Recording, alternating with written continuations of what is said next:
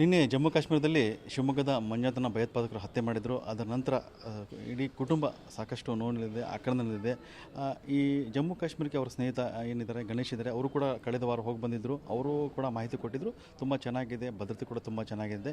ಈ ಒಂದು ಆಧಾರದ ಮೇಲೆ ಕೂಡ ಮಂಜುನಾಥ್ ತನ್ನ ಕುಟುಂಬ, ಪತ್ನಿ ಮತ್ತು ಮಗುವಿನ ಜೊತೆಗೆ ಕಾಶ್ಮೀರಕ್ಕೆ ಹೋಗಿದ್ದರು. ಈಗ ಈ ಒಂದು ದುರ್ಘಟನೆ ನಡೆದಿದೆ. ನಮ್ಮ ಜೊತೆ ಮಾತಾಡಲಿಕ್ಕೆ ಅವರ ಮಂಜುನಾಥ್ ಸ್ನೇಹಿತ ಗಣೇಶ್ ಇದ್ದಾರೆ. ಸರ್, ಏನೇನಾಯಿತು? ನಿಮ್ಮ ಜೊತೆ ಏನು ಚರ್ಚೆ ಮಾಡಿದರು? ಈ ಘಟನೆ ಅಲ್ಲಿ ಹೋದ್ಮೇಲೆ ನಿಮ್ಮ ಜೊತೆ ಖುಷಿಯೆಲ್ಲ ಹಂಚ್ಕೊಂಡಿದ್ರು. ಈಗ ಒಂದು ಬೇಸರದ ನೋವಿನ ಸಂಗತಿ ಆಗಿದೆ ಅಂತ. ಅದೇ ಹೀಗೆ ಈ ತಿಂಗಳಲ್ಲಿ ನಾವು ಫಸ್ಟು ಏಪ್ರಿಲ್ 9ಕ್ಕೆ ಹೋಗಿ 15ನೇ ತಾರೀಕಿಗೆ ಕಾಶ್ಮೀರ ಪ್ರವಾಸಗೊಂಡ್ವಿ. ನಾವು ಬುಕ್ ಮಾಡೋ ಸಂದರ್ಭದಲ್ಲೇ ದಿನಾನೂ ನಮ್ಮದು ಮಂಜು ಅವ್ರದ್ದು ಭೇಟಿ ಆಗ್ತಿತ್ತು. ನಮ್ಮ ಆಫೀಸಿಗೆ ಬರ್ತಿದ್ರು. ನಾನು ಹೀಗೆ ಕಾಶ್ಮೀರಿಗೆ ಹೋಗ್ತಿದ್ವಿ, ನಮ್ಮ ಫ್ಯಾಮಿಲಿ 3 ಫ್ಯಾಮಿಲಿ ನಾವು ಹೋಗಿದ್ದು. ಅದೇ ಸಂದರ್ಭದಲ್ಲಿ ಅವನು ಇಲ್ಲ, ನಾವು ಕಾಶ್ಮೀರಿಗೆ ಹೋಗಬೇಕು, ನಮಗೂ ಬುಕ್ ಮಾಡಿಕೊಡು, ನಾವು ಹೋಗಬೇಕು ಅಂತ ಅಂದರು. ಅದೇ ರೀತಿಯಲ್ಲಿ ನಾವಿಬ್ರು ಅಭಿ ಸೈಡ್ ತಗೊಳ್ಳೋದು ಬೆಟರಾ ಅಥವಾ ಅಪಾರ್ಟ್ಮೆಂಟ್ ತಗೊಳ್ಳೋದು ಬೆಟರಾ? ಚಿಂತೆ ಯಾಕೆ? ಒಬ್ಬ ರಿಯಲ್ ಎಸ್ಟೇಟ್ ಎಕ್ಸ್ಪರ್ಟ್ ಜೊತೆ ಮಾತಾಡು. ಹೌದಾ? ಹೇಗೆ? Boss Vala B the boss. ನಮ್ದು ಬುಕ್ ಆಗಿತ್ತು. ತದನಂತರ ಅವ್ರದ್ದು ಡೇಟ್ 1 ವಾರದ ನಂತರ ಅವ್ರ ಡೇಟಿಗೆ ಬುಕ್ ಮಾಡ್ಕೊಂಡ್ವಿ. ನಾನು ಯಾವ ಟ್ರಾವೆಲ್ ಏಜೆನ್ಸಿಗೆ ಹೋಗಿದ್ದು ಅದೇ ಏಜೆನ್ಸಿಗೆ ಅವರು ಬುಕ್ ಮಾಡ್ಕೊಂಡ್ರು. ಅದೇ ರೀತಿಯಲ್ಲಿ ಎಲ್ಲ ಚೆನ್ನಾಗಿ ಹೋಗಿದ್ದರು. ನಿನ್ನೆ ಪಹಲ್ಗಾಮಲ್ಲಿ ಈ ಥರ ಆಗಿದ್ದ ಘಟನೆ ಗೊತ್ತಾದ ಮೇಲೆ ನನಗೆ ಭಾಳ ಇದಾಯಿತು. ಸುಮಾರು 3:20ಕ್ಕೆ ಅವರು ಮನೆಯವರು ಫೋನ್ ಮಾಡಿದ್ರು, ಹೀಗಾಗಿದೆ, ಫೈರ್ ಆಗಿದೆ, ನಮ್ಮ ಮನೆಯವರಿಗೆ ಡೈರೆಕ್ಟಾಗಿ ಗುಂಡು ಹೊಡೆದಿದ್ದಾರೆ, ನಮಗೇನು ಮಾಡಬೇಕು ಅಂತ ಗೊತ್ತಾಗ್ತಿಲ್ಲ, ನಮ್ಮನ್ನು ಶೂಟ್ ಮಾಡಿ ಅಂತಂದ್ವಿ.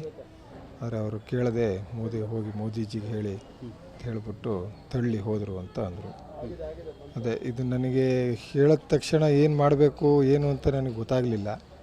ಆಮೇಲೆ ನಿಧಾನವಾಗಿ ಅವರ ರಿಲೇಷನ್ಸ್ಗೆ ಇವರಿಗೆಲ್ಲ ನಾನು ಫೋನ್ ಮಾಡ್ಕೊತ ಬಂದೆ. ನೀವು ಹೋದಾಗ ಪರಿಸ್ಥಿತಿ ಚೆನ್ನಾಗಿತ್ತು. ಈಗ ಅವ್ರನ್ನ ಅಲ್ಲಿ ಹಠಾತ್ತಾಗಿ ಭಯೋತ್ಪಾದಕರು ದಾಳಿ ಮಾಡಿದರು. ಸುಮಾರು ಜನರನ್ನು ಹತ್ಯೆ ಮಾಡಿದ್ದಾರೆ. ಅದರಲ್ಲಿ ನಮ್ಮ ಕನ್ನಡಿಗರು ಕೂಡ ಇದ್ದಾರೆ. ಸೊ ಅದರಲ್ಲಿ ಮಂಜುನಾಥ್ ಕೂಡ ಇದ್ದಾರೆ. ತುಂಬ ಅಂದರೆ ಬೇಸರ ಆಗುತ್ತೆ ಅಂತ. ಇಷ್ಟೊಂದು ಚೆನ್ನಾಗಿದ್ದಂಥ ಪರಿಸರ ಹಠಾತ್ತಾಗಿ ಒಂದು ಬದಲಾವಣೆ ಆಯಿತು ಅಂತ. ಹೌದು, ಎಲ್ಲೇ ಭದ್ರತೆಯಲ್ಲಿ ಲೋಪ ಕಂಡು ಬಂದಿಲ್ಲ ನಾವು ಹೋದಲ್ಲಿ. ಅಷ್ಟೇ CRPF ಅವರು ಕವರ್ ಮಾಡ್ತಿದ್ರು, ಚೆಕ್ಕಿಂಗ್ ಮಾಡ್ತಿದ್ರು. ಪ್ರತಿಯೊಂದು ಅರ್ಧ ಕಿಲೋಮೀಟ್ರ್ಗಳಲ್ಲೂ ಗನ್ಮ್ಯಾನ್ಗಳಿರ್ತಿದ್ರು, ಸ್ಕ್ಯಾನಿಂಗ್ ಮಾಡ್ತಿದ್ರು. ಆದರೆ ನಾನು ನೋಡಿದ 4 ಪ್ಲೇಸ್ಗಳಲ್ಲಿ ಪಹಲ್ಗಾಮ್ನ ಸ್ವಲ್ಪ ಗುಡ್ಡಗಾಡು, ಸ್ವಲ್ಪ ಅಲ್ಲಿ ಭದ್ರತೆ ಲೋಪ ಆಯ್ತೇನೋ ಅಂತ ಅನಿಸುತ್ತೆ. ಯಾಕಂದರೆ ಅಲ್ಲಿ ಕೆಲವು ಬೆಟ್ಟಗಳಲ್ಲಿ ಹೋಗುವಂಥ ಪ್ರದೇಶಗಳಲ್ಲಿ CRPFಗಳು ಕಡಿಮೆ ಇದ್ದರು. ಈಗ ಇವ್ರು ಹೋಗಿರುವಂಥ ಜಾಗ ಕುದುರೆಯಲ್ಲಿ ಅಂತ ಹೋಗುವಂಥ ಜಾಗ. ಅಲ್ಲಿ ಬೇರೆ ಯಾವುದೇ ಥರದ ವೆಹಿಕಲ್ ಆಗಲಿ ಬೇರೆ ಇದು ಮಾರ್ಗ ಇಲ್ಲ. ಸೊ ಅಂಥ ಕಡೆ ಸ್ವಲ್ಪ ಭದ್ರತೆ ನ್ಯೂನ್ಯತೆ ಕಂಡು ಬಂದಿದೆ ಅಂತ ಅನಿಸುತ್ತೆ. ಆದ್ರೂ ನಾವು ಹೋದಾಗ ಯಾವುದೇ ಭಯದ ವಾತಾವರಣ ಇರಲಿಲ್ಲ. ಅಲ್ಲೂ ಗನ್ಮ್ಯಾನ್ಗಳಿದ್ದರು. ಆದರೆ ಆ ಒಂದು ಬೈಲು ಏನಿದೆ ಮೇಲೆ ಹೋದ ಮೇಲೆ ಅದು ಕೊನೆಯದು ಬೇಸನ್ ವ್ಯಾಲಿ ಅಂತ ಲಾಸ್ಟ್ ಪಾಯಿಂಟ್ ಅದು. ಅಲ್ಲಿ ಕುದುರೆ ಮೇಲೆ ಹೋದವರಿಗೆ ಒಂದು ಅರ್ಧದಿಂದ 3/4 ಗಂಟೆ ಟೈಮ್ ಕೊಡ್ತಾರೆ, ನೋಡ್ಕೊಂಡು ವಾಪಸ್ ಬರಬೇಕು. ಆಮೇಲೆ ಅಲ್ಲಿ ಕೆಲವೊಂದು ಸಣ್ಣ ಸಣ್ಣ ಅಂಗಡಿಗಳಿರುತ್ತೆ ತಿನ್ನೋಕ್ಕೆ. ಅಲ್ಲಿ ಇವ್ರು ಹೋದಾಗ ಈ ಒಂದು ಘಟನೆ ಆಗಿದೆ.